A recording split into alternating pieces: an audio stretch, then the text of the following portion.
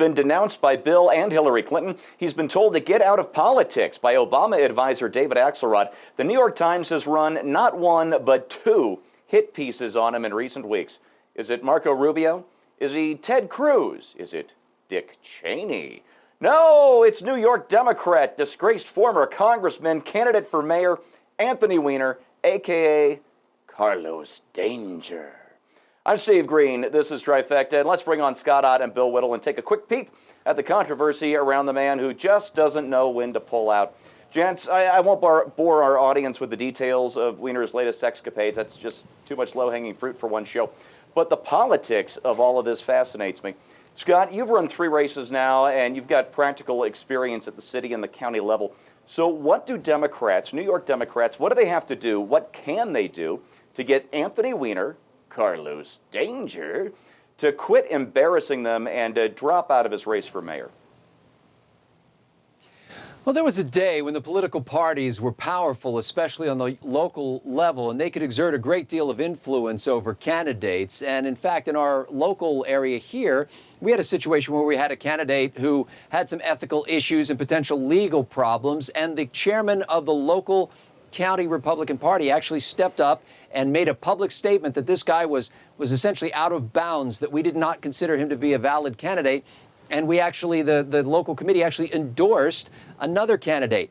Now, what you're seeing here, I believe, in New York, because I don't understand exactly how they break things down with the boroughs and the city and all that kind of stuff, is a situation where the candidates have become more powerful than the parties. And the candidates are actually using the brand name of the party to do whatever they please.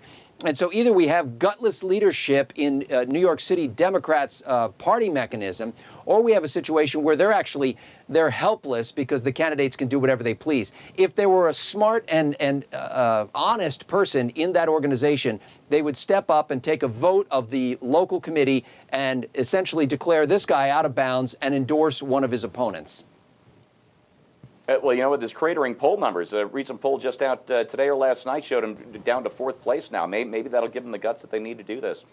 Bill, Weiner's wife, Huma, is still drawing a 6-figure salary for a no-show job at the State Department, where she used to be a senior advisor to Hillary Clinton, who was also the subject of a couple of upcoming laudatory biopics and presumably a candidate for president in 2016. Do you think this is the real reason Democrats have their panties in a twist, the potential damage to Hillary? Well, first of all, I'd appreciate it if you called me by my Twitter name, which is Rodrigo Adventura. Secondly, for Bill and Hillary Clinton to be getting all wadded up about this is, to me, the absolute paragon of hypocrisy. It's not just the sexual scandals, and Bill Clinton, by the way, by most accounts, has done things that make Weiner look like a piker.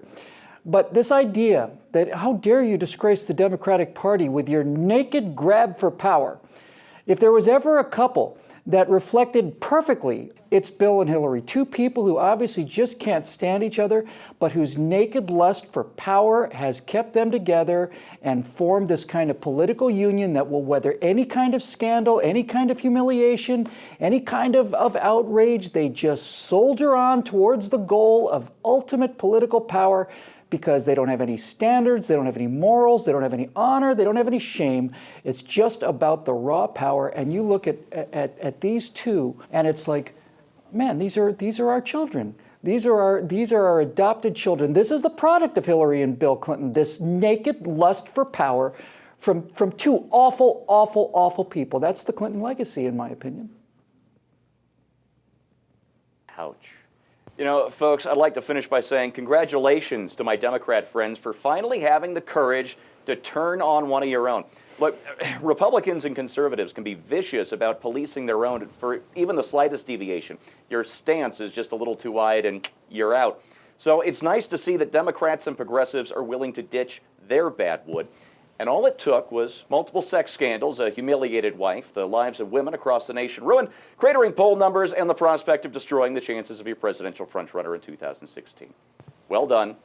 You finally found your limits. For BJTV, I'm Carlos Danger.